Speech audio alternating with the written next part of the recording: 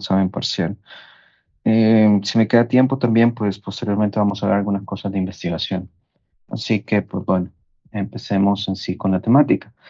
El mapa de riesgo comunitario, pues realmente es un instrumento muy importante que nos permite a nosotros hacer una valoración con respecto a la situación en la cual se encuentra un determinado lugar o una determinada área geográfica, desde el punto de vista en el que este pues representa o dentro de él se representan los principales factores de riesgo que una población puede tener, vistos desde un punto de vista de amenazas y vulnerabilidades que esta región geográfica posee, desde el punto de vista de la gestión de riesgos.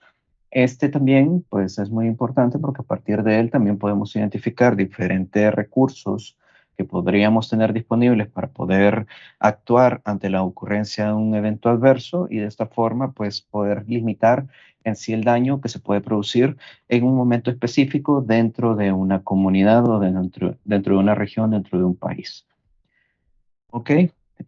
Para poder entender el mapa de riesgo, pues tenemos que entender también de que la comunidad pues está expuesta a determinadas situaciones que en este caso pueden ser constantes o transitorias desde el punto de vista en el que la comunidad es un ente dinámico, en donde pues vamos a tener una alta cantidad de interacciones entre los diferentes individuos que la conforman, pero también con diferentes factores externos que en un momento determinado pueden intervenir de una forma positiva o negativa con respecto al estado de salud de la población y por lo tanto, pues puede generar situaciones en donde va a haber una protección hacia el daño que se puede presentar en un momento determinado dentro de esta comunidad o puede convertirse en un factor de riesgo para que esta comunidad pues sufra algún daño específico, que el daño puede ser leve, puede ser moderado, puede ser grave, puede ser fatal, dependiendo de las características de las circunstancias que rodean el fenómeno adverso que está afectando a una población.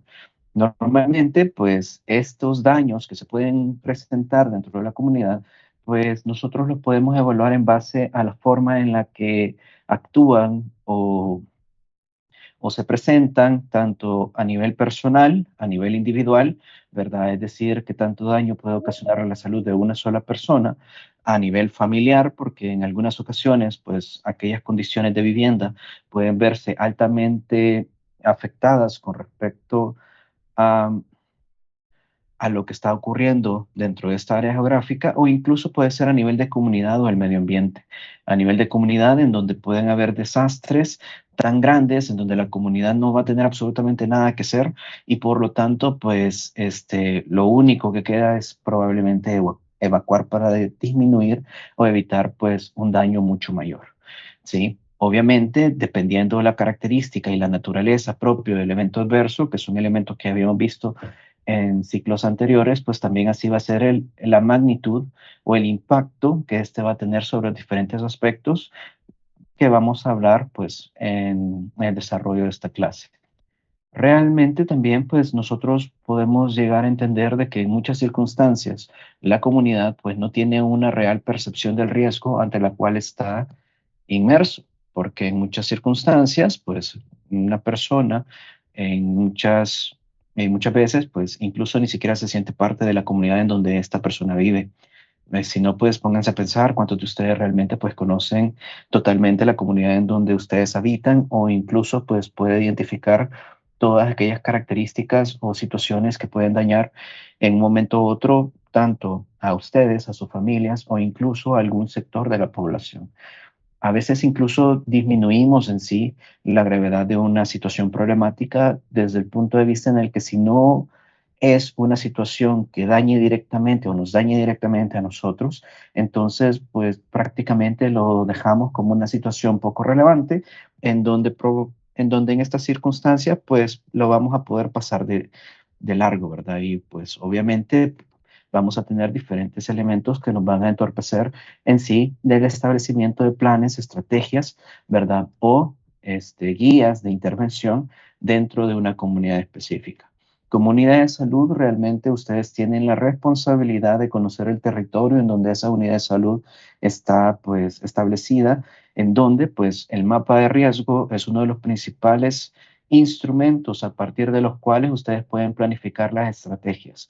Y ante la alerta de ocurrencia de un evento adverso, pues considerado con un alto índice de o con una alta magnitud, por así decirlo, ¿verdad? Que puede ocasionar graves daños hacia este territorio, pues ustedes deben de planificar las acciones que se van a realizar.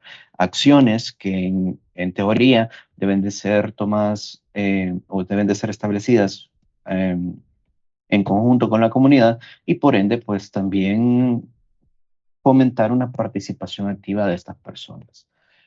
La gestión de riesgo normalmente a nivel comunitario implica trabajar no alrededor de pequeñas poblaciones, porque no es el hecho de que ustedes van a tener en sí la responsabilidad de solventar todas las problemáticas que se están presentando dentro de esta área geográfica, sino que ustedes deben de fomentar de que las personas se concienticen con respecto a sus factores de riesgo y que sean las mismas personas las que establezcan las diferentes acciones que se pueden realizar al interior de su comunidad desde el punto de vista en el que entre más participación tengamos por parte de muchos más miembros de este grupo poblacional, entonces las actividades o las acciones que se van a implementar van a ser mejor recibidas y por ende van a ser mejor cumplidas en un momento de desastre, ¿verdad? Porque hasta cierto punto esta participación comunitaria, que no es más que el conjunto de acciones que el personal de salud y la comunidad pueden realizar para mejorar la calidad de vida de las personas, pues realmente tiene un impacto significativo, en este caso positivo,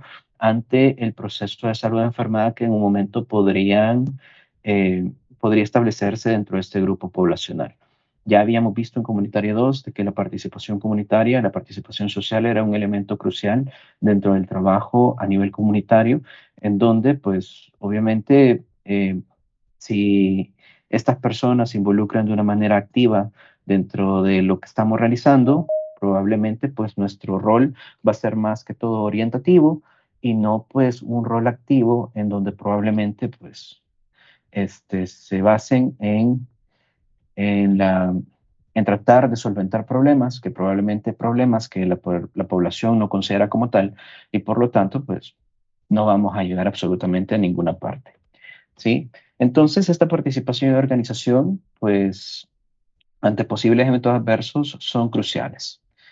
Entre más coordinada esté una población, mejores resultados vamos a tener y menos daño o menor impacto negativo, pues podemos llegar a observar dentro de una comunidad específica, ya que en la mayor cantidad de desastres realmente es la propia población la primera en responder ante un evento adverso. ¿Por qué? Porque pónganse a pensar, independientemente, ¿verdad? Se dé una notificación a una instancia mayor cuando ocurre, por ejemplo, un deslave.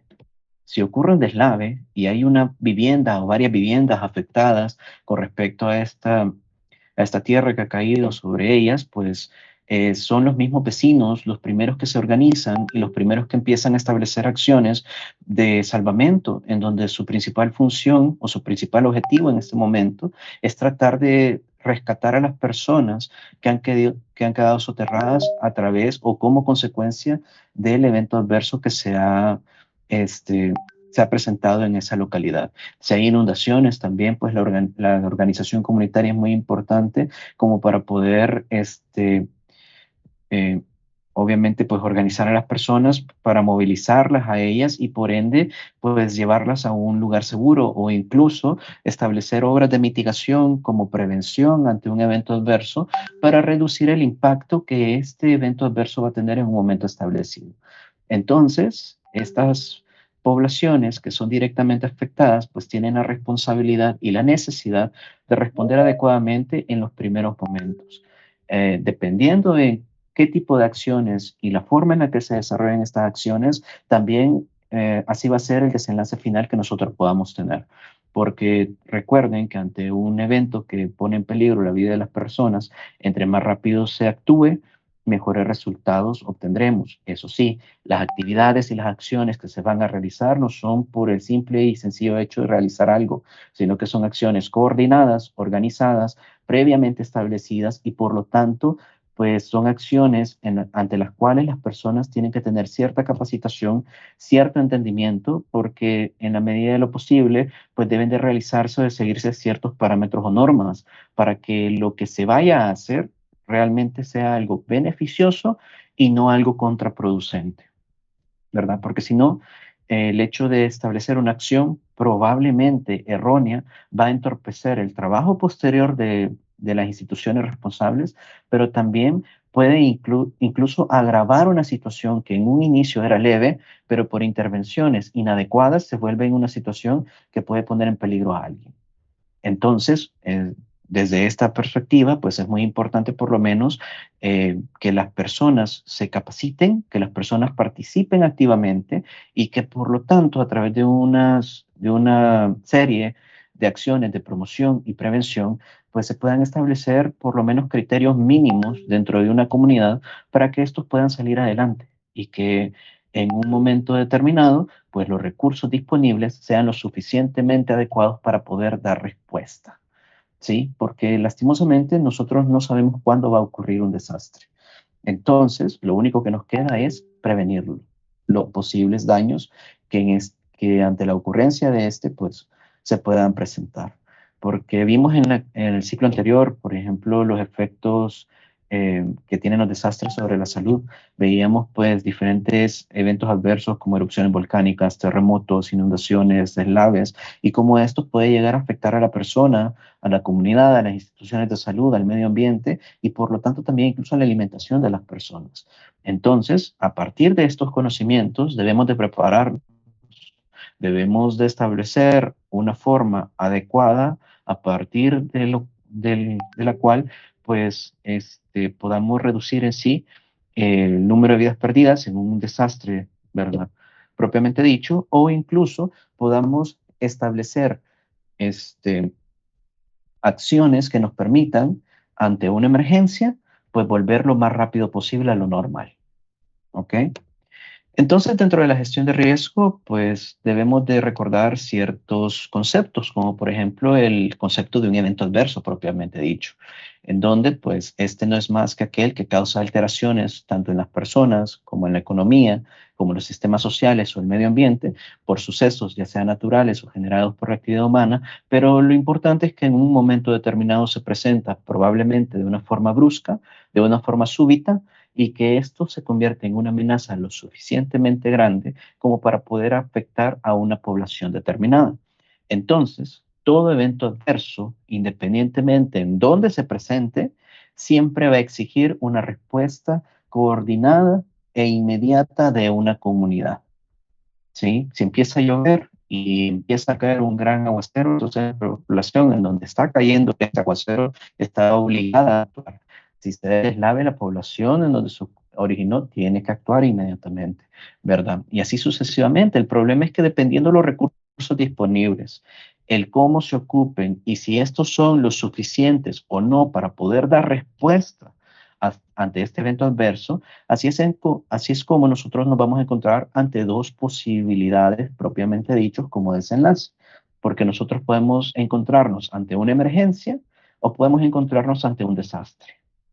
Emergencia significa que la comunidad, con los recursos que ésta tiene, ha podido realmente dar respuesta al evento adverso con el cual se está enfrentando.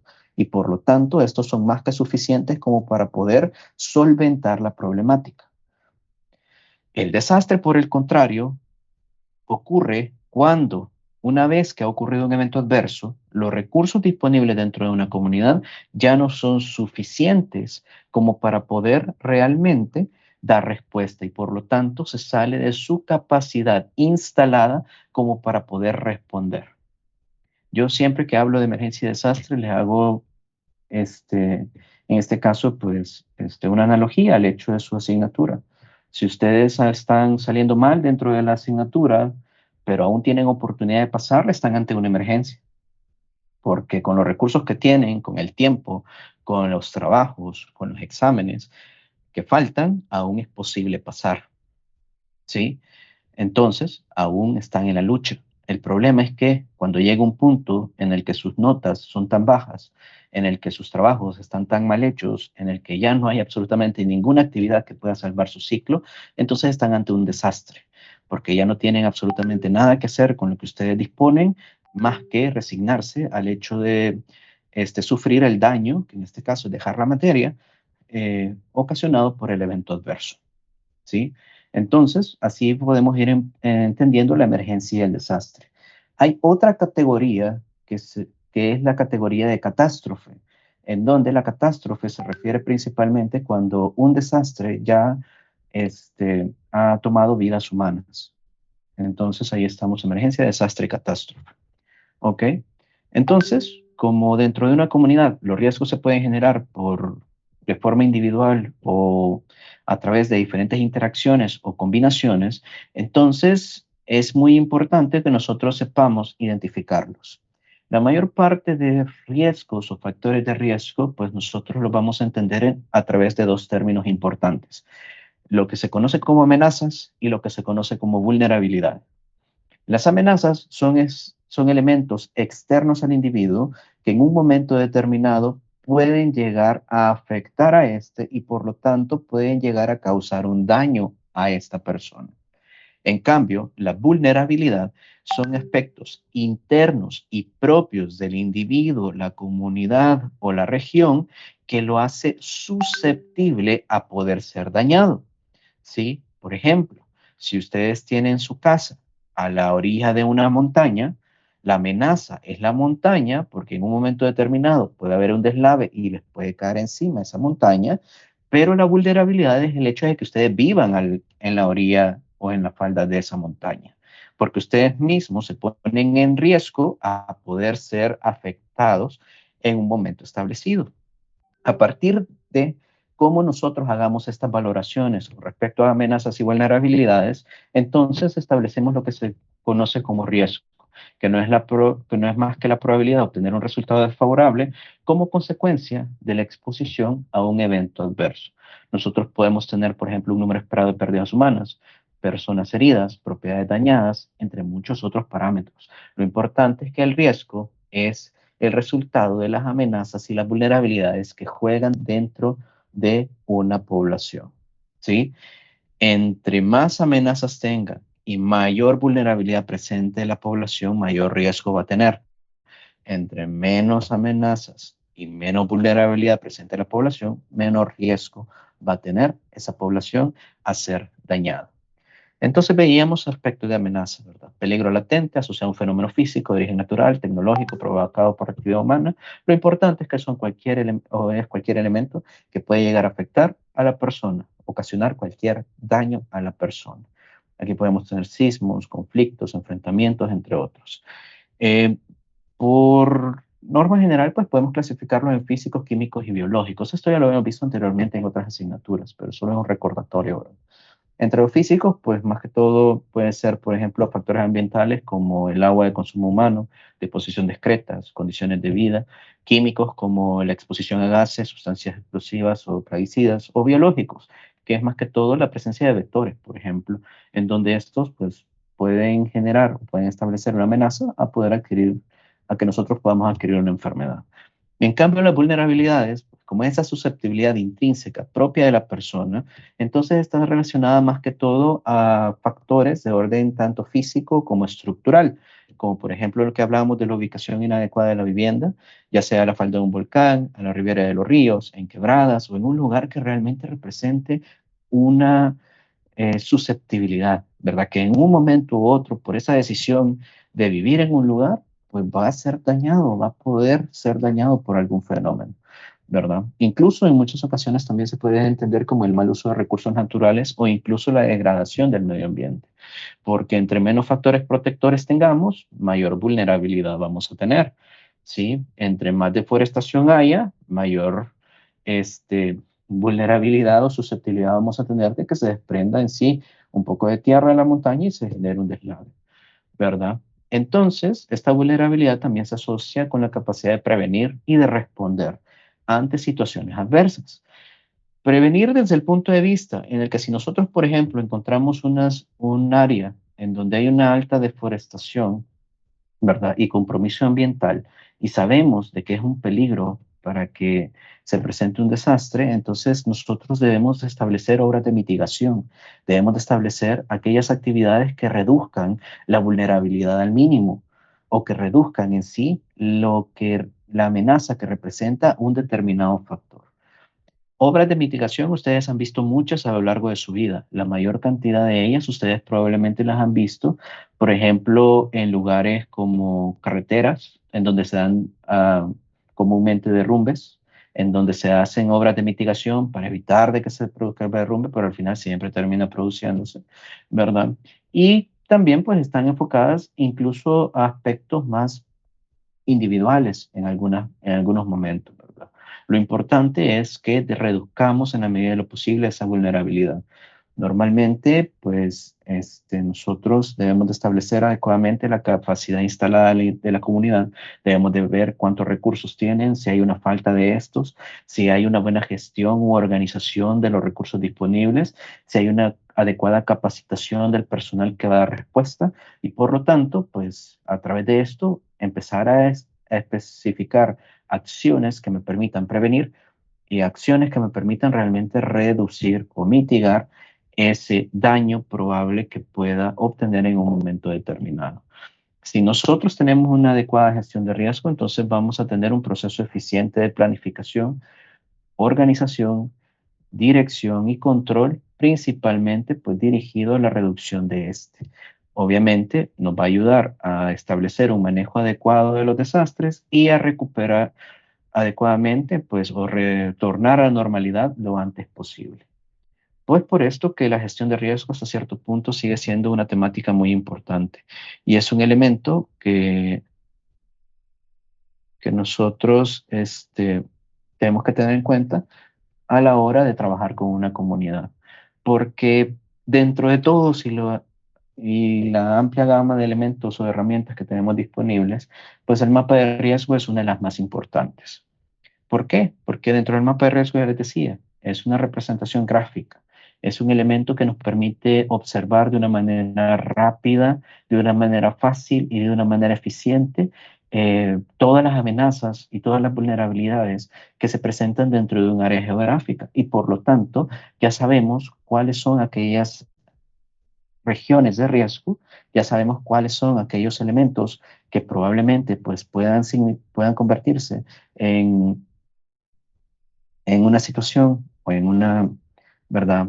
En una, en un elemento que pueda dañar la salud de las personas y por lo tanto, pues esta se convierte en una herramienta para el diagnóstico y la planificación, ¿verdad? En el proceso de la gestión de riesgo comunitario. Si queremos dar una definición mucho más específica de lo que un mapa de riesgo es, pues es esto. Es una representación gráfica de un determinado lugar en el que se ubican a través de una simbología definida, que la simbología realmente no está bien estandarizada, pero cada una de las comunidades debe tener su simbología dada y por lo tanto debe de expresarla dentro del mapa. Y en ella deben de establecerse las viviendas, es decir, la cantidad de hogares que se encuentran dentro de esta área geográfica. Deben de establecerse las instituciones, tanto públicas como privadas, que incluso puedan permitir el dar una respuesta ante un evento adverso, ¿verdad? Tenemos que identificar accidentes geográficos como amenazas, ¿verdad? Presencia de factores de riesgo, tanto ambiental como social, ¿verdad? Propiamente dicho, es decir, zonas seguras o zonas peligrosas, socialmente hablando o ambientalmente hablando. La infraestructura básica con la que cuenta en la comunidad, como por ejemplo alcaldías, ¿verdad? Unidades de salud, estaciones de policía, de bomberos, entre otras, y así pues otros elementos que nos permitan realmente establecer un diagnóstico rápido, un diagnóstico certero, un diagnóstico adecuado para poder planificar acciones y poder, obviamente, gestionar el riesgo contra el cual esta comunidad puede, pues, enfrentarse en un momento establecido. Un mapa de riesgo tiene diferentes características para que sea funcional y dentro de las cuales tenemos estas 5 importantes. La primera es que debe de establecerse o debe de contener información confiable. Información confiable desde el punto de vista en el que cualquier información que nosotros plasmemos dentro del mapa de riesgo debe de ser una información verificada. debe de ser información objetiva y debe de ser información válida para la toma de decisiones, ¿verdad? Que tiene mucho que ver con la última. Tiene que ser participativo. ¿Por qué? Porque ustedes como personal de salud no van a ser aquellos entes o actores que van a elaborar el mapa de riesgo. Ustedes solo son parte del equipo que lo va a elaborar y por lo tanto se necesita de la participación de ustedes como personal de salud, de la alcaldía, como personas tomadoras de decisiones, como así, como incluso personas de la propia comunidad, para que en conjunto se pueda hacer un barrido comunitario y se puedan identificar todos aquellos aspectos que necesitamos para la elaboración del mapa. Debe de ser dinámico desde el punto de vista de que si nosotros creamos un mapa comunitario, este no es un instrumento rígido que probablemente va a seguir así por el resto del tiempo, sino que este va a ir actualizándose de forma constante, de forma periódica y en base a las características propias contra las cuales la comunidad pues se está enfrentando. Entonces debe tener una flexibilidad lo suficientemente adecuada como para poder establecerse cambios dentro de él en un momento de necesidad. Este debe de ser accesible porque todas y cada una de las personas que viven dentro de la comunidad tienen que tener acceso al mapa. Todas las personas lo deben de conocer y todas las personas deben de saber interpretarlo. Entonces, en la mayor parte de circunstancias, este mapa de riesgo está en la entrada de la unidad de salud. A veces se deja una copia en la alcaldía y si no, pues también se establece un punto céntrico o un punto, ¿verdad?, en donde se establezca una mayor aglomeración de personas dentro de la comunidad para que se pueda dar a conocer al resto de población, ¿sí? Y este, pues, obviamente debe de ser útil para la toma de decisiones. Si tenemos información confiable, si las personas de la comunidad lo han hecho, si lo conocen, si tienen acceso a él y tenemos información lo suficientemente adecuada, podemos establecer planes de intervención, podemos establecer acciones puntuales a través de las cuales reducir el riesgo de estas personas. Para que todo esto pueda ser llevado a la práctica, pues el equipo de trabajo con el cual vamos a hacer el mapa de riesgo debe estar conformado por lo menos por tres elementos. Un miembro de la comunidad, como ya les he mencionado, alguien con un nivel de decisión, alcaldía, y un técnico, que ustedes se convertirían en técnicos porque puede ser un médico, puede ser una enfermera, puede ser un personal de saneamiento ambiental, puede ser pues alguna persona con un grado de capacitación lo suficientemente grande como para poder orientar realmente la elaboración del mapa y que este pues realmente al final sea funcional, ¿sí? Dentro de la utilidad que nosotros le podemos dar al mapa de riesgo, pues obviamente este proporciona una visión clara, rápida y objetiva de la situación que existe en una determinada área geográfica, facilita la priorización de actividades a realizar, porque si nosotros tenemos identificadas aquellas áreas de mayor riesgo dentro de la comunidad, entonces si tenemos los recursos disponibles y adecuados para poder intervenir sobre ellos, pues vamos a actuar sobre estos, porque son aquellos elementos o aquellos sectores que son mucho más vulnerables. Entonces tenemos que reorganizar y reorientar los esfuerzos a reducir esta vulnerabilidad. También esto facilita el monitoreo del plan de trabajo porque a partir de él nosotros podemos ir viendo la evolución del fenómeno dentro de la comunidad y por ende, pues podemos hacer una evaluación del beneficio, el impacto que las actividades que hemos hecho hasta ese punto, hasta ese momento del tiempo, realmente han tenido en la reducción de estos factores de riesgo, reducción de amenazas y reducción de vulnerabilidad, ¿verdad? Entonces, obviamente va a facilitar y estimular la participación comunitaria, va a permitir que la comunidad reconozca el entorno en el que habita y las características que presenta, identifica factores de riesgo del sector y es más, puede identificar y ubicar los recursos con los que cuenta la comunidad. Normalmente este tipo de herramientas le ayuda a la persona a identificar a dónde se debe de dirigir ante la ocurrencia de un desastre, hacia dónde tiene que transportarse, a quién tiene que buscar, cómo tiene que buscarlo, quién le puede ayudar y cómo realmente pues vamos a dar respuesta a este eventual. Entre menos conocimiento tengamos del mapa, probablemente mayores daños podamos tener con respecto a un evento. Para poder realizar el mapa de riesgo, nosotros debemos de tener en cuenta de que, como lo habíamos mencionado anteriormente, deben de estar todas las viviendas de la comunidad debidamente identificadas. Debemos de establecer o clasificar a cada una de estas viviendas en base al riesgo familiar. Debemos de establecer la presencia o ausencia de servicios básicos y por ende también los principales componentes geográficos de la comunidad, geográficos y sociales, ¿verdad? Porque para poderlo hacer nosotros tenemos diferentes fases de trabajo. La primera y la más crucial es la organización de este, porque a través de esta fase nosotros vamos a informar a la comunidad que vamos a realizar un mapa, tenemos que organizarla, tenemos que ver líderes, tenemos que activar estos líderes y por lo tanto, pues si bien en una primera instancia nosotros somos los actores principales, posteriormente tenemos que dejar este rol principal y convertirnos en un actor secundario, una vez que aquellos actores dentro de la comunidad tomen las riendas y por lo tanto, pues ya se establezcan actividades mucho más concretas. A partir de esto también debemos de definir la metodología de participación, porque muchas personas pueden tener la buena voluntad de participar, pero realmente debemos de ver la forma en la cual les vamos a solicitar esta participación en un momento determinado.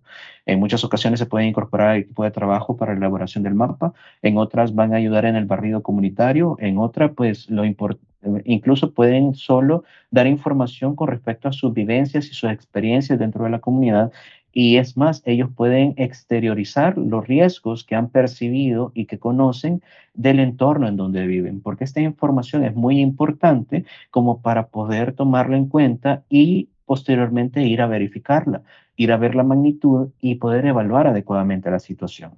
Posteriormente a esta organización pasamos a una fase de recolección de información en donde lo principal es el establecimiento de un barrido comunitario en donde vamos a iniciar en un punto específico de la comunidad y vamos a ir en torno a las agujas del reloj, ¿verdad?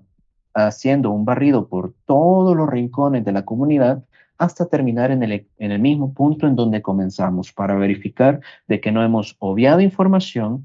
Tenemos que ir casa por casa, tenemos que ir evaluando factores de riesgo, identificando factores de riesgo y obviamente entre más organizado esté un equipo de trabajo, mucho más fácil va a ser esta recolección de datos, porque tenemos que ver viviendas, accidentes geográficos, infraestructura, ¿verdad?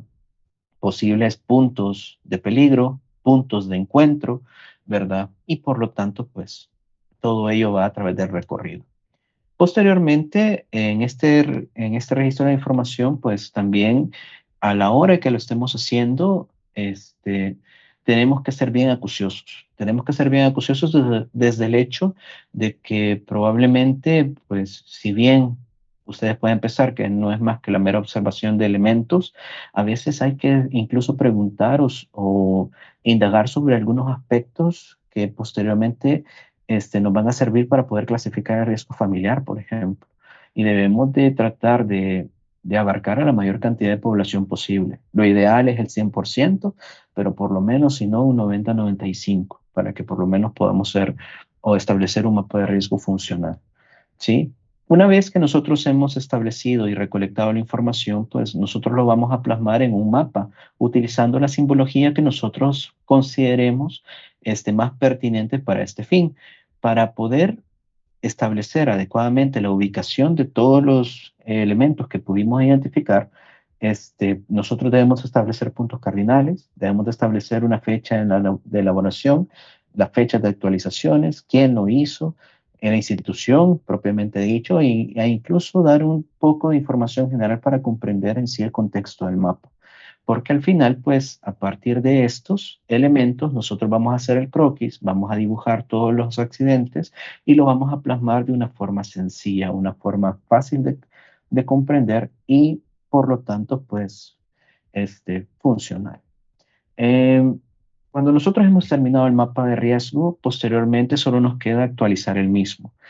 Normalmente la revisión y la actualización de los mapas se hace cada año, pero si hay un evento adverso dentro de la comunidad y esta comunidad se ve afectada de una forma grave o de alguna forma específica, entonces, y hay algún cambio en algún factor de riesgo, en algún elemento de amenaza o vulnerabilidad, la actualización debe de ser de forma inmediata. Quiere decir de que, por ejemplo, si el día de hoy hicimos el mapa de riesgo, el otro año en estas fechas tenemos que actualizarlo. Pero imagínense que en un mes viene y hay un terremoto, o viene y hay una inundación, o cualquier otro evento adverso. ¿Qué pasa? En ese momento, cuando ocurre el evento adverso, una vez que este, ya ha pasado realmente el impacto de entonces hacemos una reevaluación. Y nosotros estamos obligados a actualizar la información y tenemos que volver a establecer todos los pasos que seguimos para la elaboración del mapa para poder actualizar lo que nosotros obtuvimos. Puede ser de que, por ejemplo, una vivienda cambie su clasificación de riesgo. Puede ser de que una vivienda, pues antes habitable, ahora tenga problemas estructurales lo suficientemente significativos como para poder declararla como inhabitable, ¿verdad? Y por lo tanto, pues así tenemos que ir actualizando la información. El riesgo familiar, pues es muy importante y por lo tanto el riesgo nosotros lo vamos a clasificar tal y como lo hacíamos en IEPI con respecto a las enfermedades. Tenemos riesgo bajo, riesgo medio y riesgo alto establecido por los colores verde, amarillo y rojo, ¿sí? Obviamente, en estas circunstancias, con respecto a riesgo familiar, lo que significa el rojo es que necesitamos establecer una mayor cantidad de intervenciones, una mayor cantidad de controles y un seguimiento mucho más estricto de este tipo de familias. Un riesgo amarillo significa de que si bien presenta factores de riesgo que en un momento determinado pueden llegar a afectar a una población, estas no requieren una intervención inmediata. Sí se necesita intervenir, pero priorizando problemas podría quedar en un segundo eslabón. Y riesgo bajo significa que son aquellas personas que el riesgo hacia su salud realmente es mínimo. Y por lo tanto, no quiere decir de que no tengan amenazas y vulnerabilidades. Quiere decir de que ante la ocurrencia de un evento adverso, probablemente no se va a ver afectado. ¿Sí?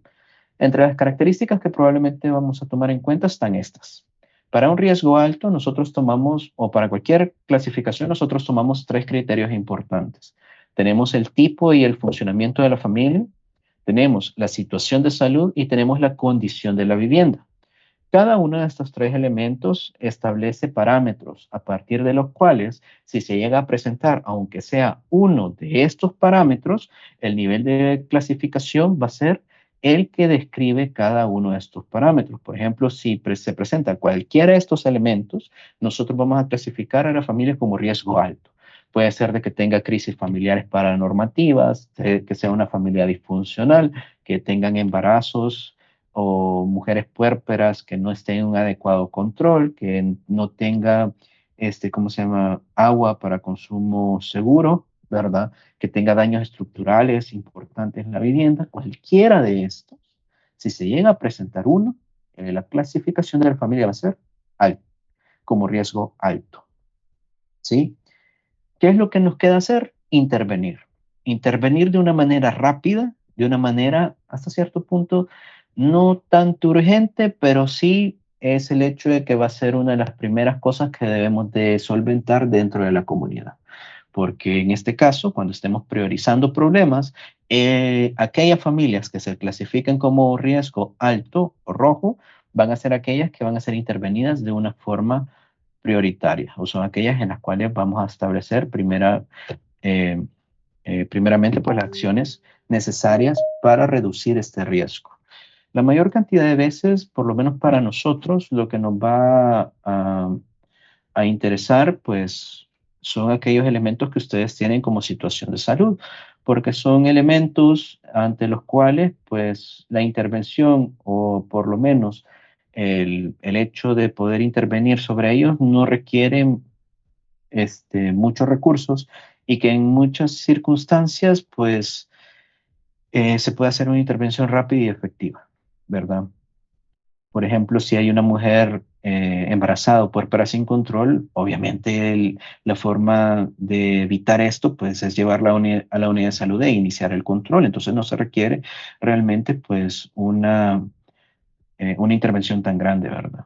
Si tiene, por ejemplo, elementos más específicos, ¿verdad? Entonces van a requerir también, por ejemplo, un proceso de educación y de prevención mucho más característico y así pues ir variando en base a lo que se presente. En las condiciones de vivienda, en la mayor cantidad de ocasiones, pues las intervenciones propias que se pueden realizar sobre ellas, pues son mínimas, pero no quiere decir que no se pueda hacer nada. Y con respecto al tipo de funcionamiento familiar, pues dependiendo del tipo de crisis, ahí sí se requiere una intervención mucho más larga, porque una familia funcional no se va a curar de la noche a la mañana, sino que es un proceso largo de intervención, consejería y apoyo, a partir de los cuales pues va a ir saliendo y van a ir mejorando las relaciones que se tienen entre los diferentes miembros de esa familia. Posteriormente tenemos el riesgo medio, en donde aquí tenemos, por ejemplo, crisis familiares normativas que causan disfunción familiar. Tenemos, por ejemplo, mujeres con vida sexual activa que no usan métodos de planificación familiar. Tenemos niños o niñas menores de 5 años sin control de crecimiento y desarrollo. Tenemos aquellas familias que botan la basura a cielo abierto, higiene inadecuada de vivienda, aquellos que tienen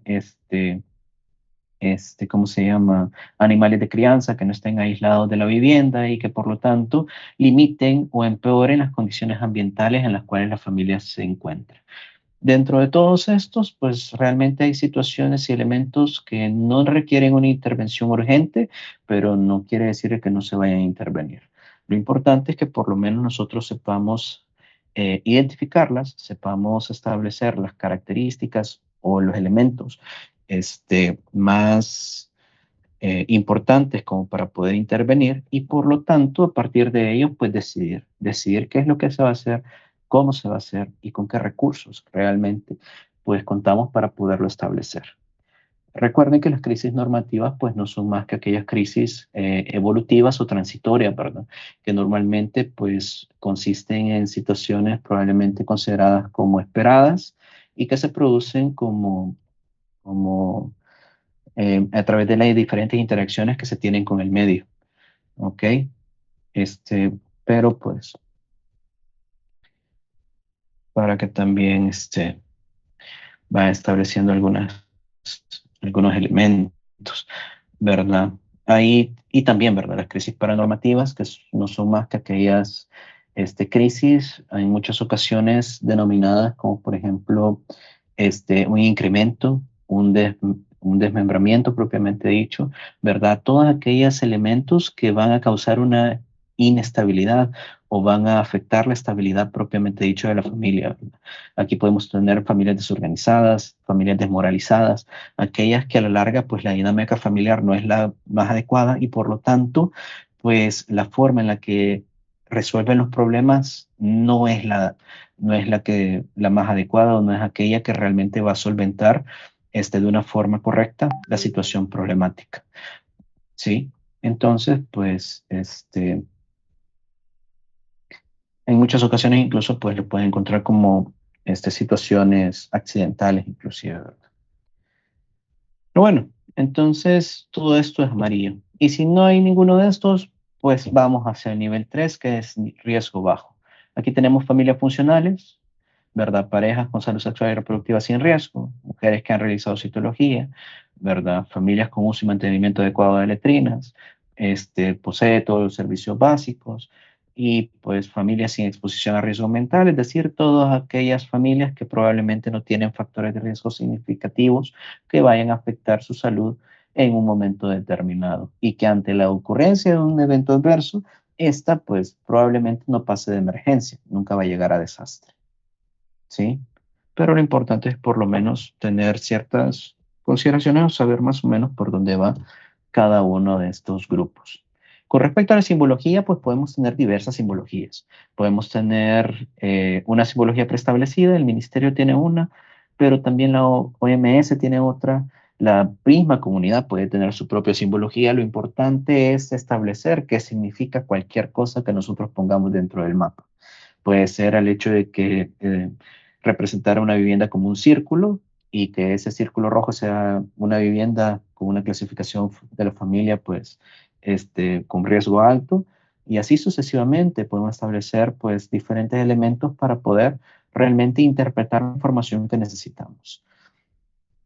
¿Cómo no hay una simbología realmente estandarizada universalmente aceptada.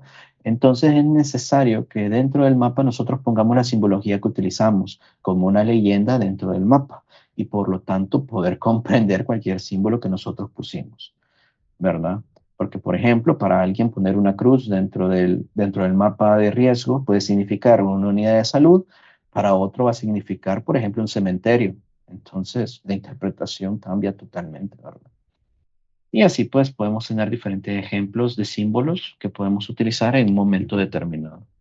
Vuelvo y repito, lo importante es identificarlos, plasmarlos y colocarle qué significa para poder establecer o identificar pues acciones puntuales a partir de las cuales mejorar las condiciones en las cuales una comunidad, familia o individuo se encuentra. ¿Ok? Y pues así podemos tener diferentes ejemplos de mapas de riesgo. Pueden ser mapas como este, en donde a través de una serie de colores se establece realmente pues los diferentes elementos que necesitan dentro de la comunidad, ¿verdad? En donde siempre por lo menos debemos de poner puntos cardinales, las instituciones que lo creó, la leyenda de lo que nosotros pusimos como diferentes recursos dentro del mapa, etcétera, límites, entre otros. Aquí hay otro ejemplo, siempre puntos cardinales, la leyenda, qué significa cada color, cada elemento, cada circunstancia y cada uno de los parámetros que colocamos dentro del mapa, ¿verdad? Pueden ser lugares de esparcimiento, como canchas, pueden ser lugares de interés como alcaldías, pueden ser también incluso iglesias, unidades de salud, lo que necesitemos. Lo importante es que sepamos identificar en dónde están y sepamos plasmarlo dentro del mapa y darlo a conocer, ¿verdad? Aquí hay otro tipo de mapa de riesgo, ¿verdad? De otra localidad, este es más que todo una zona rural, en donde pues aquí se establece lo que significa cada uno de estos elementos. ¿Sí? Siempre se establece un punto cardinal para tener una idea de más o menos cómo interpretarlo y cómo utilizarlo. Y así, por ejemplo, la comunidad de La Cuchilla que está enfrente de Multiplaza. También este es un mapa de riesgo de esa localidad, con su simbología y con los diferentes elementos constitutivos. ¿Sí? Entonces, pues, es una herramienta importante, es una herramienta que probablemente es crucial que ustedes sepan cómo utilizarla y es una herramienta que les va a permitir poder organizar, planificar y actuar, ¿verdad? En un momento determinado. Con respecto a la clase era esto, es sencillo, fácil, corto. No sé si tienen alguna pregunta con respecto al mapa de riesgo,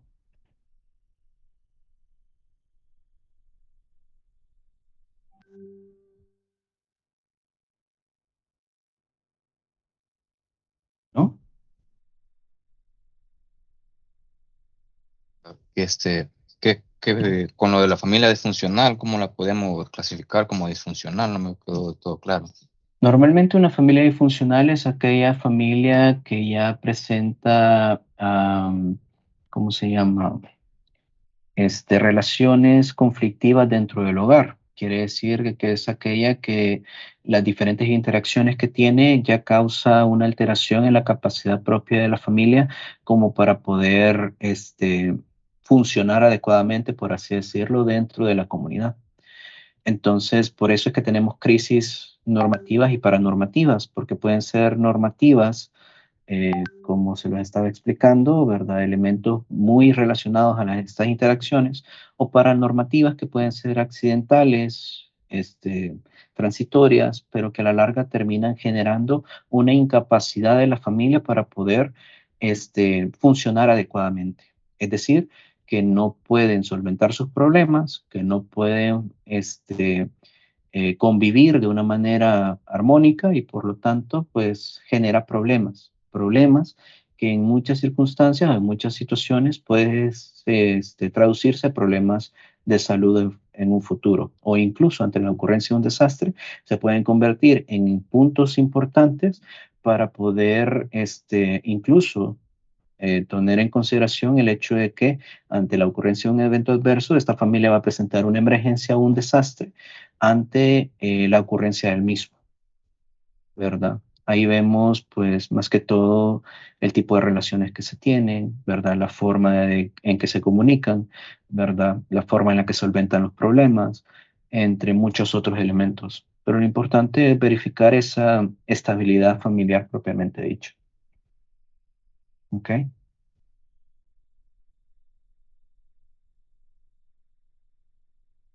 No sé si tenían alguna otra pregunta.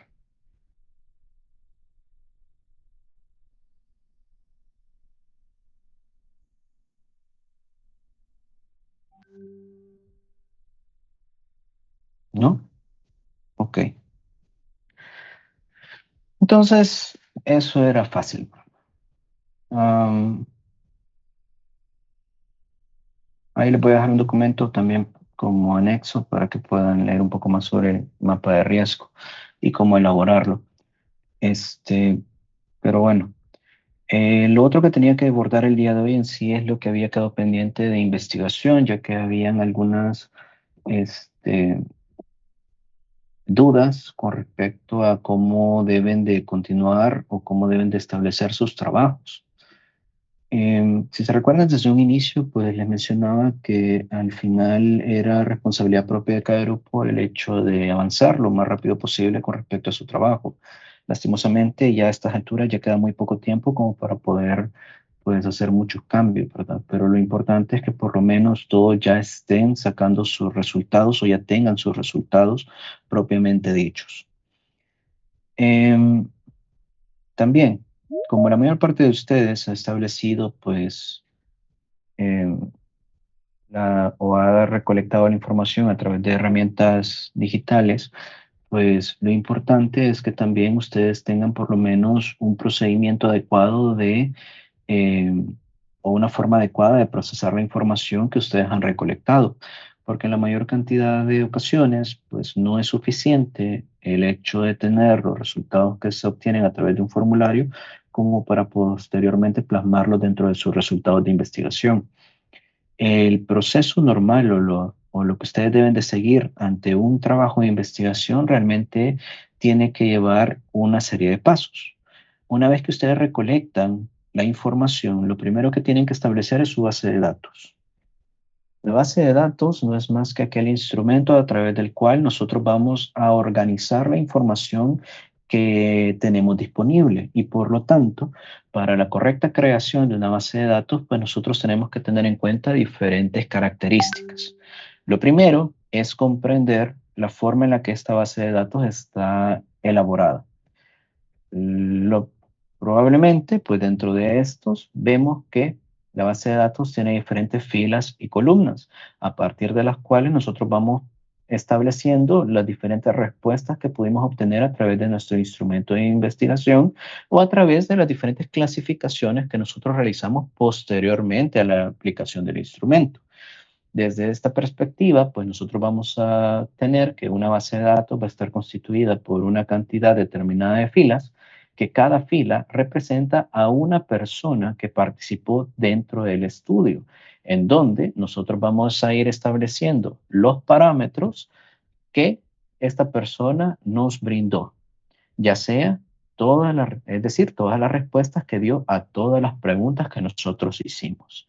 En esta base de datos, por ejemplo, cada fila representa a un participante y pues solo se establece lo que esa persona le brinda.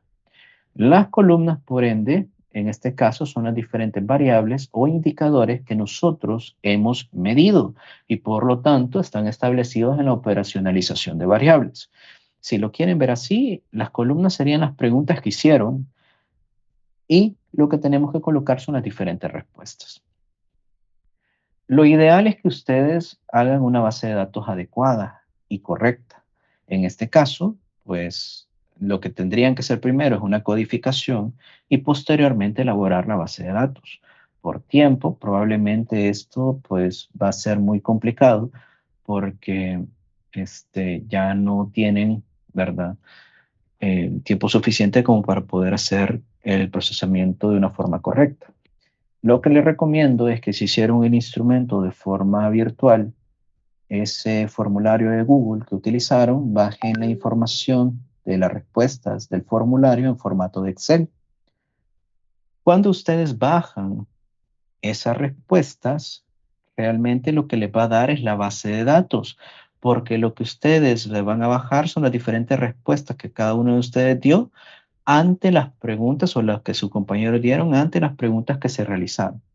Lo que tienen que hacer obviamente es darle formato. Formato desde el punto de vista en el que como es el elemento que, ¿cómo se llama? Que se estableció a partir del formulario, entonces está la pregunta como tal en la parte superior. Lo que tienen que cambiar es quiten la pregunta y pongan el indicador a lo que hace referencia ese elemento, ¿sí? Por ejemplo,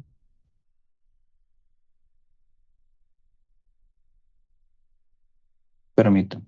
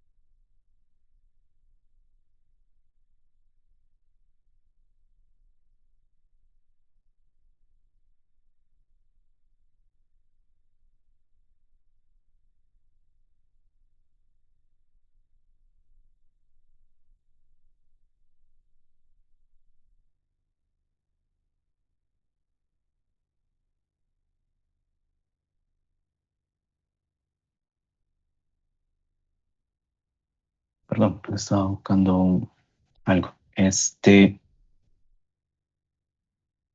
Como les decía, entonces, a través del formulario propiamente dicho, pues nosotros podemos establecer esto, ¿sí? Por ejemplo, es un formulario que yo tenía en un examen parcial, por ejemplo, de comunitaria 9 creo que es, ¿verdad? Entonces, les baja las respuestas que dieron en las diferentes, ¿verdad? En los diferentes elementos, ¿verdad? Cada una de las personas con respecto a las preguntas que se habían realizado. Esta es su base de datos.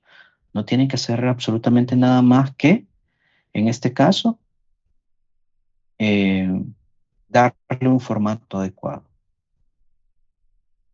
¿verdad? Creo que es este tercer examen parcial. De comunitaria 11, ¿sí? Entonces, aquí, ¿qué es lo que hacen? Solo le dan prácticamente el elemento de Excel y ya se bajan todas sus respuestas, ¿sí? Dependiendo cómo hayan hecho ustedes los instrumentos, en alguna medida dentro de las respuestas ustedes van a encontrar, por ejemplo, el hecho de algún literal que ustedes le hayan establecido, como por ejemplo A, B, C, D, etcétera. Lo que tienen que hacer nada más es eliminarlo para poder establecer adecuadamente, ¿verdad? Esa opción de respuesta que ustedes tienen, ¿sí? Entonces ven acá, por ejemplo, eran 202 estudiantes, por ejemplo, y aquí están todas las respuestas que se dieron, ¿sí? Esto era IEPI, por ejemplo, ¿verdad? Pero bueno, entonces una vez que ustedes tienen eso, se lo bajan y le recomendaría trabajar con la versión de escritorio de Excel.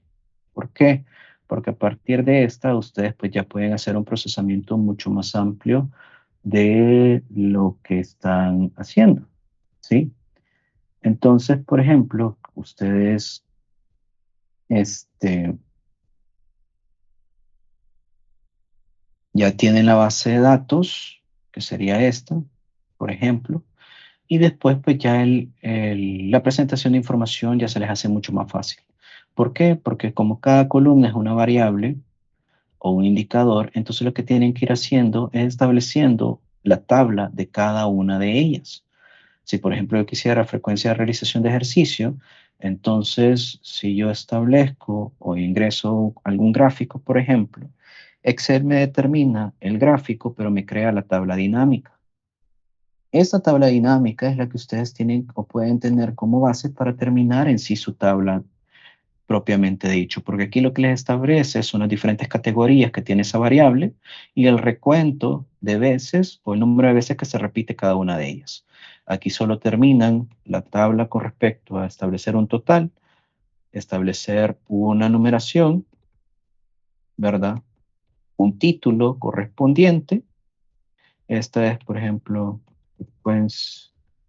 frecuencia de la realización de ejercicio por parte de la población en estudio, ¿sí? Y tienen que colocarle una fuente. Obviamente aquí en el total establecen nada más el conteo de todos estos elementos.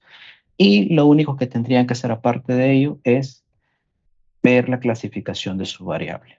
Por ejemplo, la frecuencia de realización de ejercicio, ¿qué tipo de variable es? Sería una variable medida en escala nominal, ordinal, de intervalo de razón. Eso lo vimos en el ciclo anterior. Lo único que tienen que establecer es, por ejemplo, si ustedes consideran que esta variable es una variable cualitativa nominal, lo que tienen que agregar nada más a esto es el porcentaje. Ustedes establecen el porcentaje de cada uno de estos elementos con el total. Al final, pues aquí serían el total de individuos. Aquí creo que da 30, ¿verdad? Establecen el porcentaje de cada uno de estos y terminan su tabla. Ya solo esta la toman y la llevan a su documento de Word, si es que van a utilizar la tabla. Si esta variable, por ejemplo, ustedes la clasifican como una variable cualitativa ordinal, entonces aparte de estos elementos, ustedes tienen que agregar, según la distribución de frecuencias, dos elementos más. Necesitan la frecuencia absoluta acumulada y la frecuencia relativa acumulada, denominada también como rangos percentiles. Entonces van a ir haciendo el conteo de cada uno de los elementos que se presentan dentro de su, ¿cómo se llama? De su trabajo y así pues se va haciendo o se va sacando el resultado. ¿Ok? Y así paulatinamente, tanto la frecuencia absoluta como perdón, ¿cómo se llama? Como relativa simple. ¿Sí?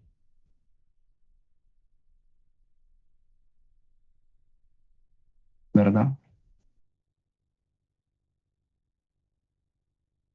Al final pues establecen los parámetros.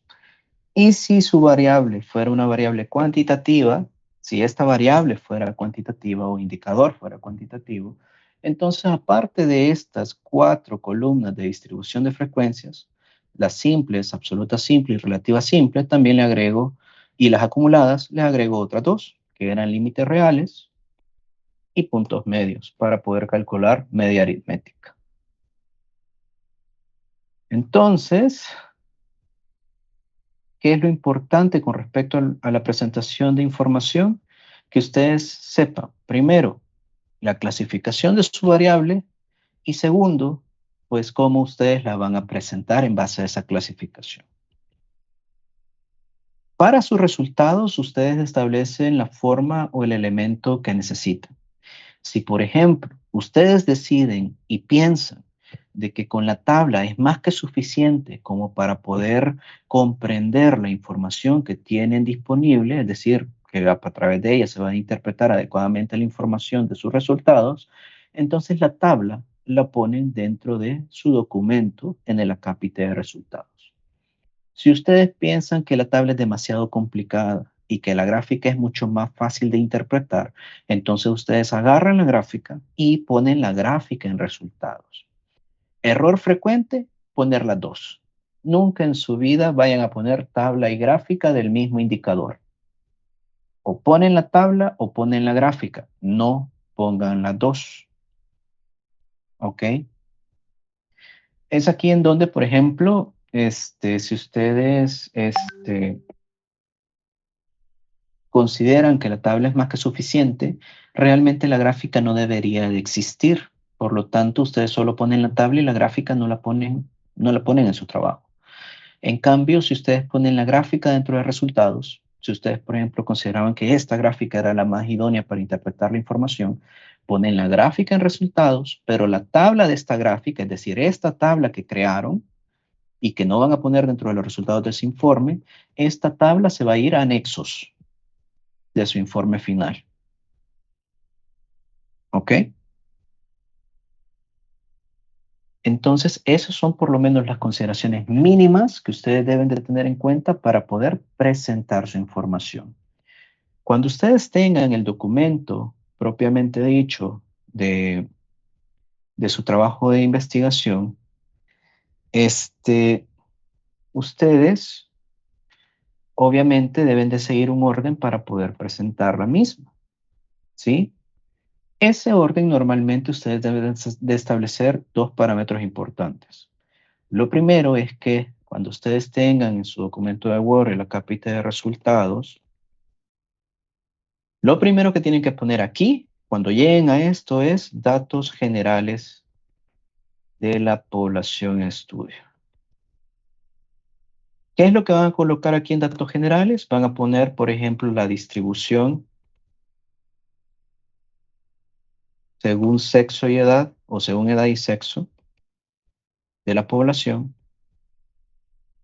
y cualquier otro elemento general que ustedes hayan sacado, el grado de escolaridad, la ocupación, ¿verdad? El lugar de vivienda, lo que ustedes necesiten para caracterizar a las personas que participaron dentro de su estudio.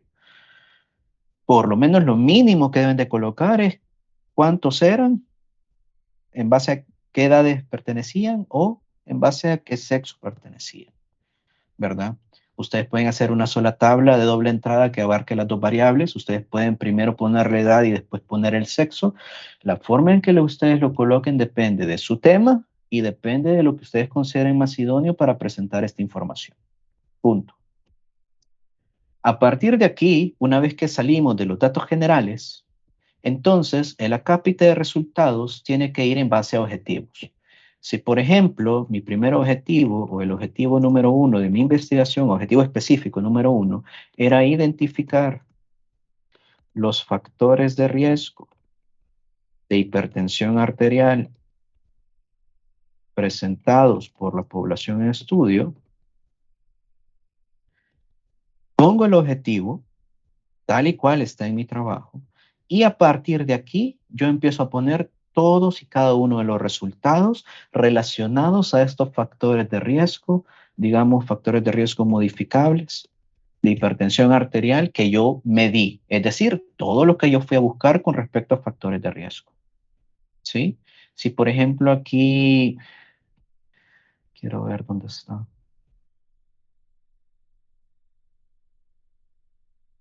Asesoría.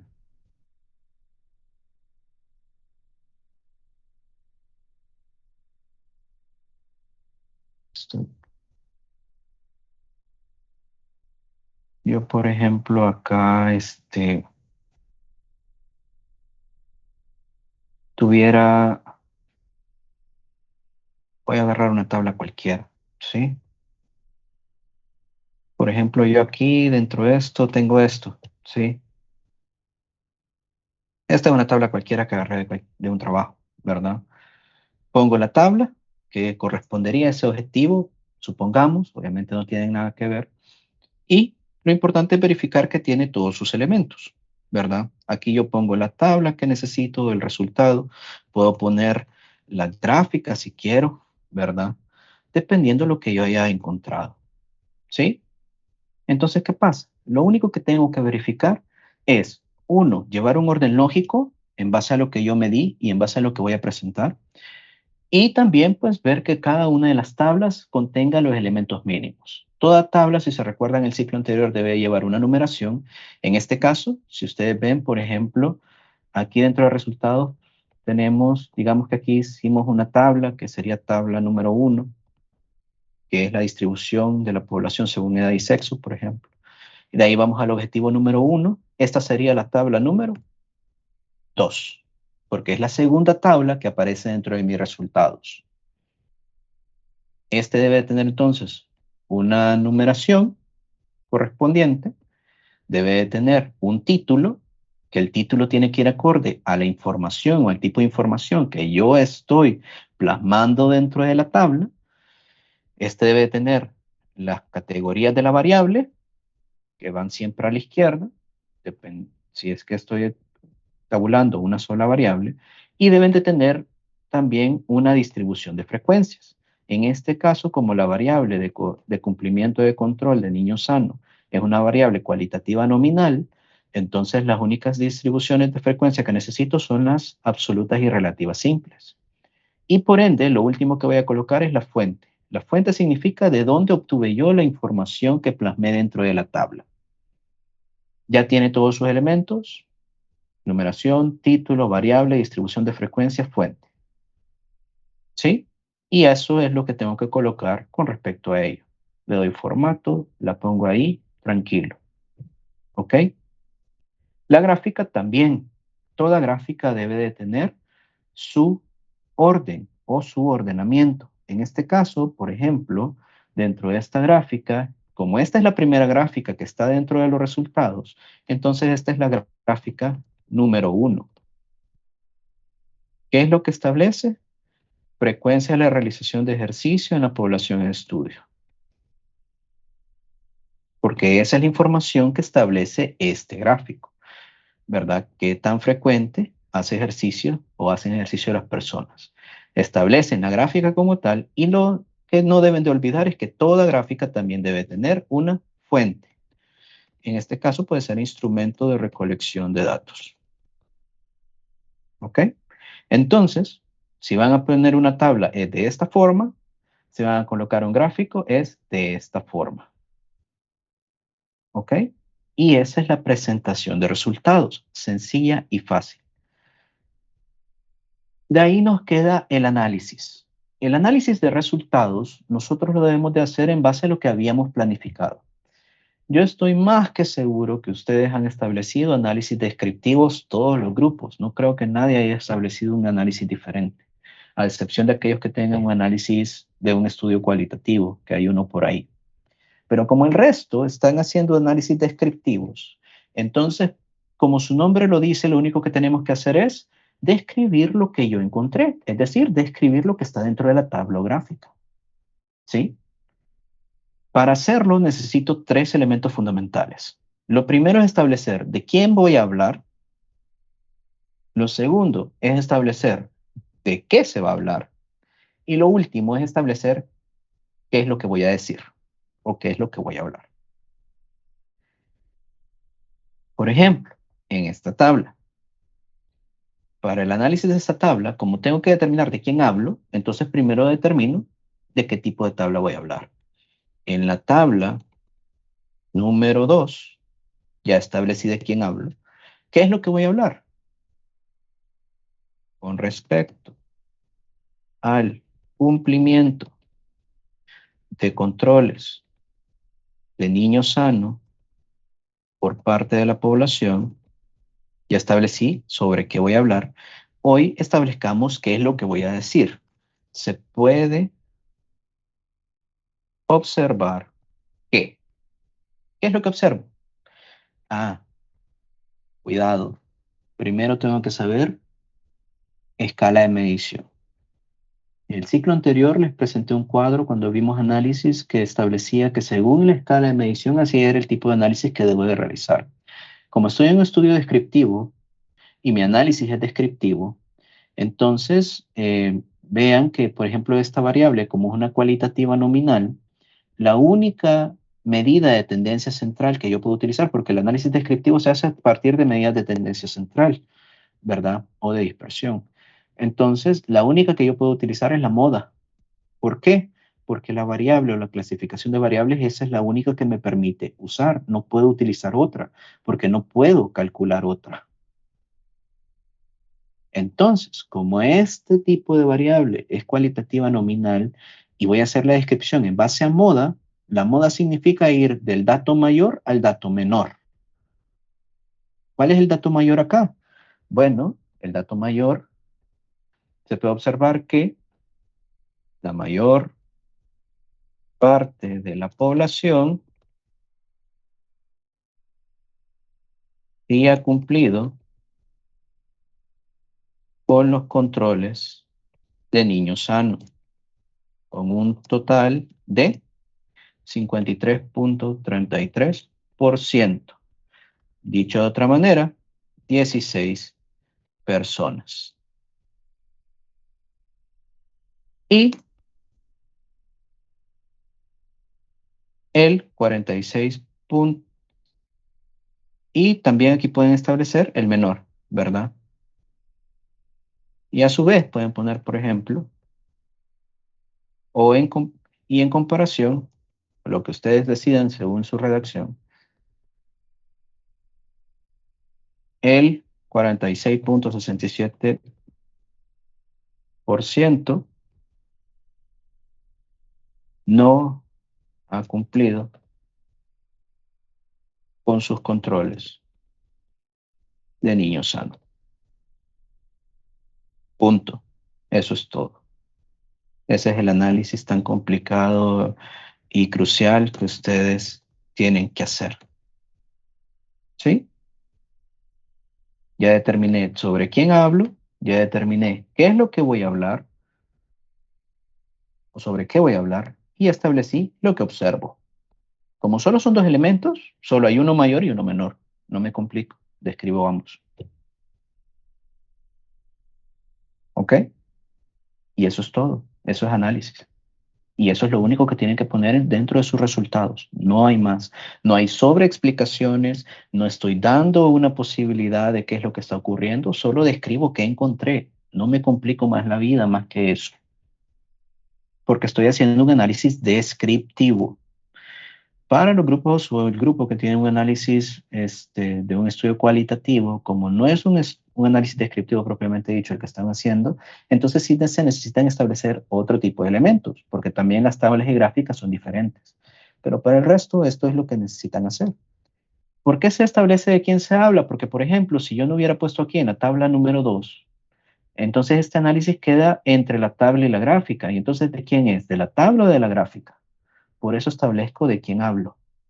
¿Sí? Para llevar un orden, para llevar una secuencia lógica, ¿sí? Y así pues sigo. Por ejemplo, aquí podría decir que en la gráfica número 1, con respecto a la frecuencia de realización de ejercicio, como la frecuencia de realización de ejercicio también es nominal, solo puedo utilizar moda. ¿Qué veo? ¿Cuál es el que tiene más? Las que no realizan ejercicio. Entonces puedo decir de que la mayor parte de población no realiza ejercicio con un total de 16 personas, seguida de aquellas que realizan ejercicio 2 veces a la semana con un total de 6 personas. Y en tercer lugar, aquellas que realizan ejercicio 3 veces a la semana con un total de 4 personas.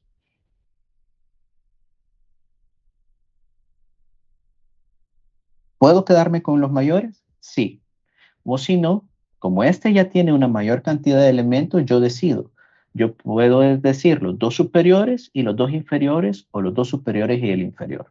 Puedo establecer que la mayor cantidad de personas no realiza ejercicio, seguido de aquellas que solo realizan 2 veces a la semana y en menor medida, ¿verdad? Se encontró que una persona realiza ejercicio 1 vez a la semana, que es el valor menor. Y eso es todo, porque es moda. Si yo hubiera tenido este como un dato medido en escala ordinal, aparte de la moda también puedo utilizar la mediana. Y si hubiera sido un dato cuantitativo, es decir, un número, entonces puedo utilizar cualquiera.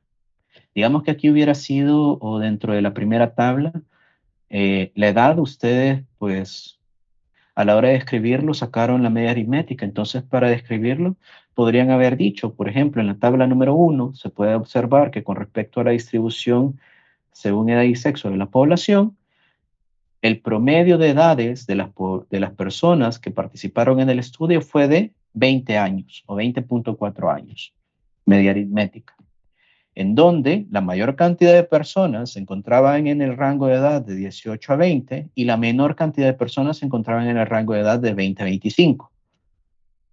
Ah, lo que acabo de hacer es moda. Y así pueden hablar de percentiles, pueden hablar de rango, desviación estándar, varianza o lo que quieran, porque es un dato cuantitativo, es la edad, es un número. Por eso cambia tanto el análisis dependiendo del tipo de variable. Por eso La variable era tan importante o crucial. Si ustedes no saben la clasificación de sus variables, van a encontrar un problema. Y los invitan a ir a revisar esas clases, a compartir un documento respecto a ello. A los que se incorporaron en este ciclo se los tendrían que haber dado el año pasado, si no, pues con los compañeros que vienen en el grupo desde el ciclo pasado, pues lo deben de tener y pídanselo para poder pues leer un poco más sobre ello, ¿sí?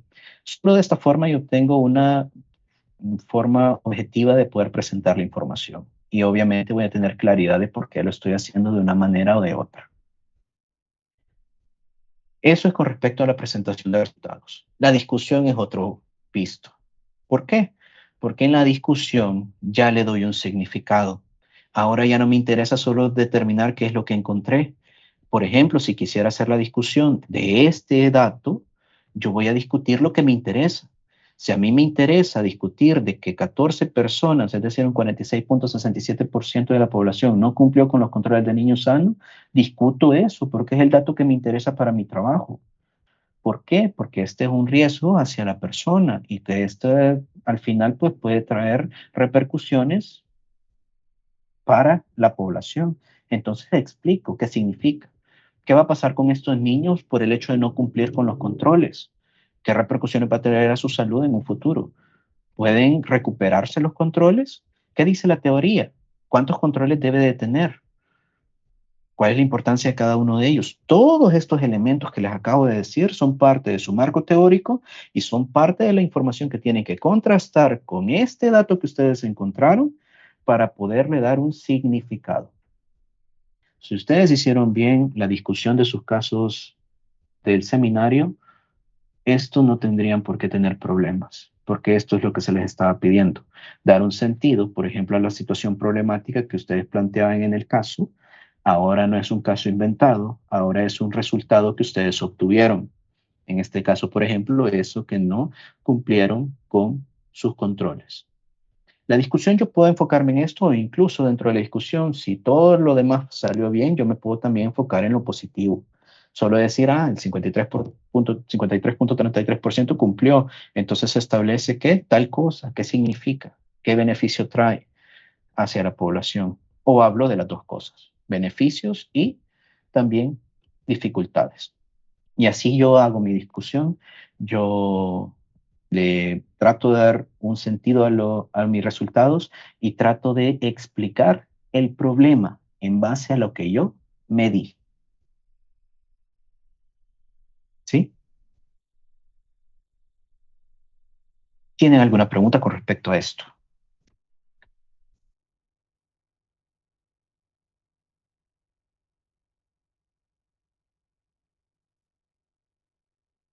Diga, Cristina. En el caso de la base de datos que nos mencionaba al inicio, ¿esa también ¿Sí? se colocaría en anexos o solo es para nosotros? Realmente la base de datos es para uso claro del grupo de investigación. Yo creo, Bueno, bueno, mis grupos, por ejemplo, yo se las he pedido como anexo al trabajo y creo que les puede ser a los demás docentes que se las piden. Así que háganla.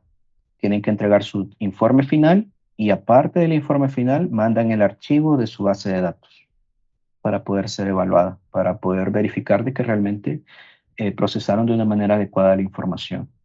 Ahí coloquen la base de datos dentro de una hoja y en las siguientes hojas vean tal vez el procesamiento de la creación de tablas o gráficas que fueron haciendo a partir de la base de datos. ¿Ok? Para que lo aprendan a utilizar. Si vieron realmente crear la tabla y la gráfica a partir de la base de datos es fácil. Si ya tienen la base de datos, los resultados los van a tener en menos de media hora, todos y cada una de las preguntas que hicieron. Indicadores ya solo es de modificar, arreglar algo y en una hora probablemente ya tienen todo. No es algo tan complicado. El problema es hacer la base de datos. ¿Ok? Gabriela había levantado la mano. Hola, doctor, buenas Hola, tardes. dígame. Así que en mi grupo es que estamos haciendo la investigación de carácter cualitativo.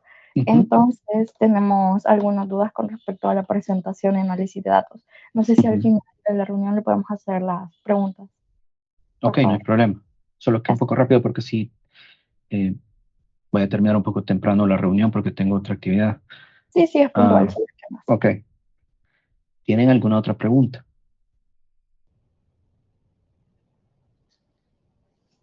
Emerson había encendido el micrófono. Sí, buenas tardes. Eso que mencionaba sobre ¿cómo se llama? Que le vamos a enviar, a eso se le agregaría, doctor, el peso o sería aparte. La base de datos, en ella tiene que ir todos los resultados que ustedes obtuvieron. Si hicieron el instrumento de forma presencial, alguna parte, tienen que incorporar esa información a lo que tienen dentro de la base de datos. Es decir, si ustedes sacaron peso y talla, los valores de peso y talla los tienen que poner dentro de la base de datos propiamente dicha. Ok, ahí iría también el IMC de una, ¿verdad? O solo peso También. talla. También el IMC, como les decía, son todo lo que ustedes sacaron o calcularon a partir de los resultados. Todo eso en la base de datos. Tengan en cuenta algo, para las variables cuantitativas, el hacer lo que les enseñé con respecto a la creación de tablas y gráficas, probablemente no lo van a poder hacer porque para variables cuantitativas a veces se trabaja mejor en intervalos. Entonces, estas tablas las van a tener que crear ustedes. Van a tener que ver el recuento y los elementos involucrados dentro de las variables cuantitativas. Pero para el resto, con el procedimiento que les acabo de enseñar o mostrar, lo van a hacer sencillamente. ¿Ok? Ok, gracias. Lady había levantado la mano.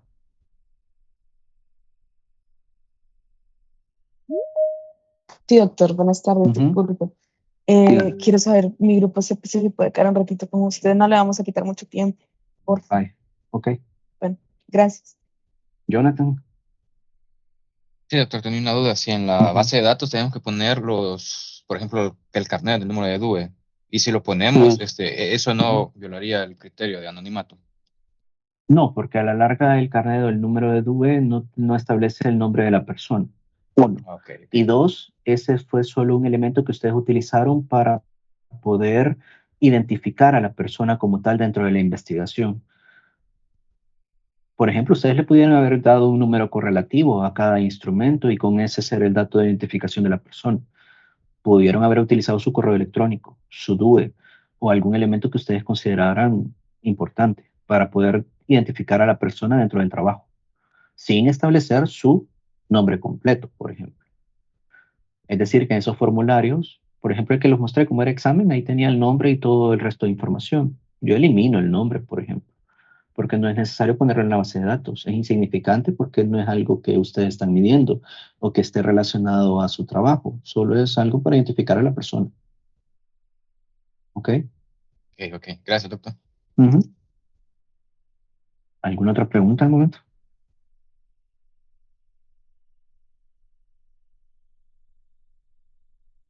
¿No?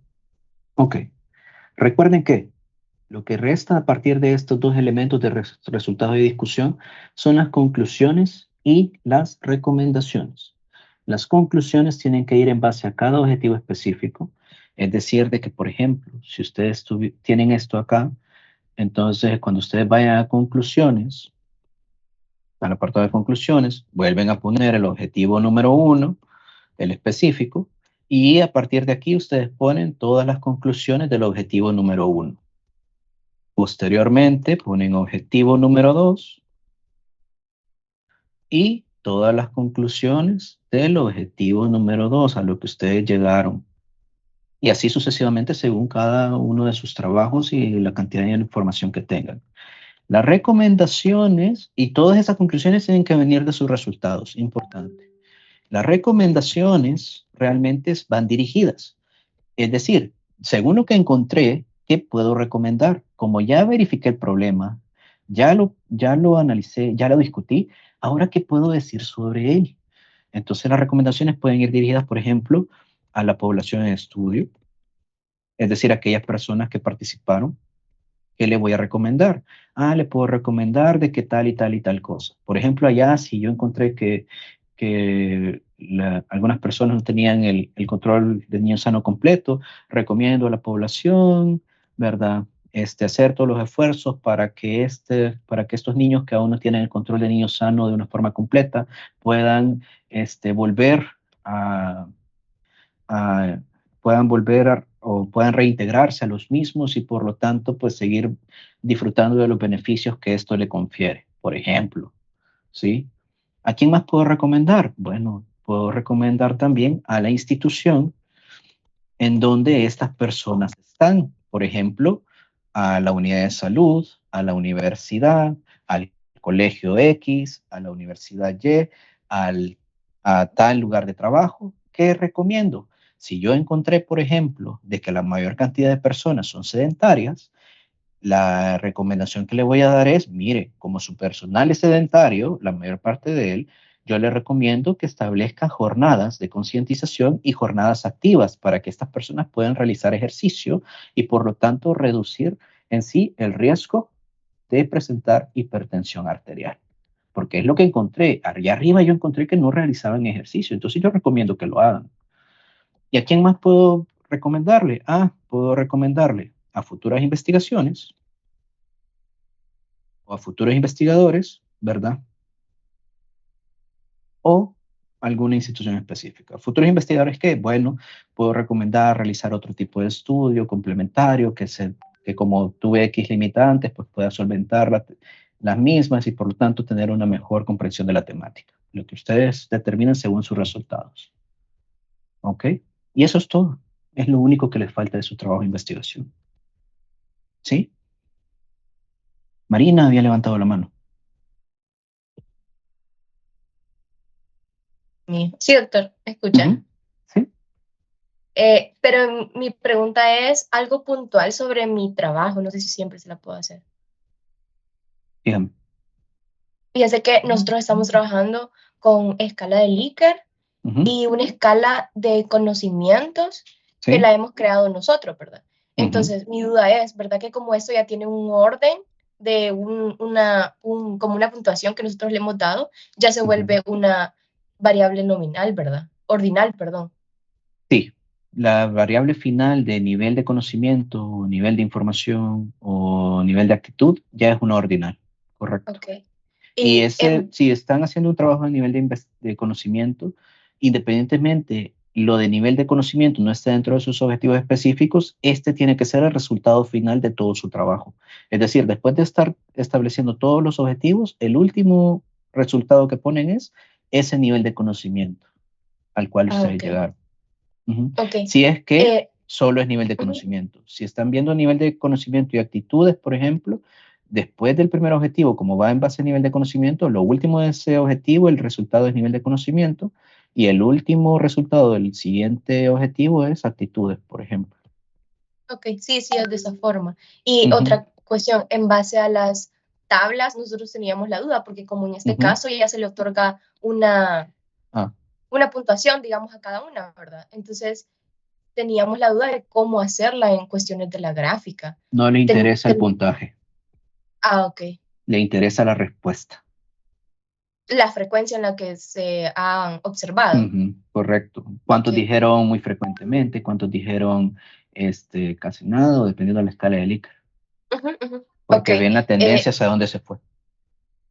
Ok, sí, porque nosotros más pensábamos, digamos, en el caso de conocimientos, hacerlo con base a la puntuación obtenida, pero como se dice, no interesa la puntuación, más bien la respuesta. No interesa para la presentación de resultados. Para la escala final sí, porque ustedes clasificaron a la persona en un nivel según su puntaje, pero eso es procesamiento interno del grupo. No es necesario que le pongan dentro del trabajo, hubieron tantas personas con tantos puntos, porque en teoría eso significa que tiene un nivel de conocimiento tal, y eso es lo que interesa. Ok, solo como cuestión del análisis final, ¿verdad? Y igual en la escala de Likert, como esto es de nada de acuerdo a muy de acuerdo, ¿verdad? Entonces, se le otorga también un puntaje, digamos, del 1 al 5. Pero entonces, en este caso, tampoco no importa el puntaje para el resultado. Para el resultado que usted presenta. Ahí ustedes van a ver de que incluso se pueden utilizar gráficos de araña, porque si el tipo Likert se ven tendencias de respuesta, hacia dónde fue la tendencia, si fue hacia lo positivo o lo negativo, pero no le ponen el puntaje que obtuvo. El puntaje solo es para la clasificación final. Ok. Muchas gracias, entonces. No hay problema. Eduardo, última pregunta.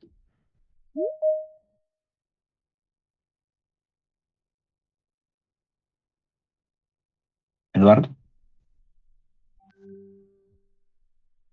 Lo siento, no le escucho.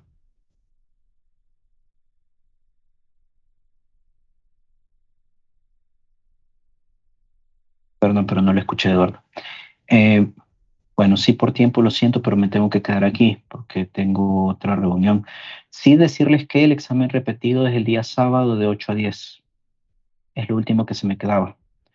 Así que aquellas personas que se han anotado para repetir el examen, va a ser el día sábado de 8 a 10. ¿Ok? Así que eso sería lo último. Bueno, quedamos hasta aquí. Bueno, pues de mi parte, esta pues sí era la última clase que les daría, ¿verdad? Ya es la última clase de la asignatura, igual, ¿verdad? El siguiente ciclo, pues ya pasan con otros docentes. Así que si no hay nada más que agregar, pasen un feliz día. Solo me quedo con aquellas personas que me habían pedido preguntarme algo al final. ¿Ok? Gracias, doctor. Feliz día. Bueno, Gracias, doctor. bueno. Gracias, doctor. Feliz día. Igual. Gracias. Ok. Doctor, feliz tarde. Gracias, igual. Doctor, feliz tarde. Gracias, igual. Gabriela, creo que era la que me había dicho, ¿verdad? Que me iba a preguntar algo. Sí, doctor. No sé si ahorita mi compañera puede presentar rapidito, solo para que vea cómo llevamos en la presentación de datos. Ok. Pero rápido, ¿verdad? Pregunta puntual, ¿qué necesitan?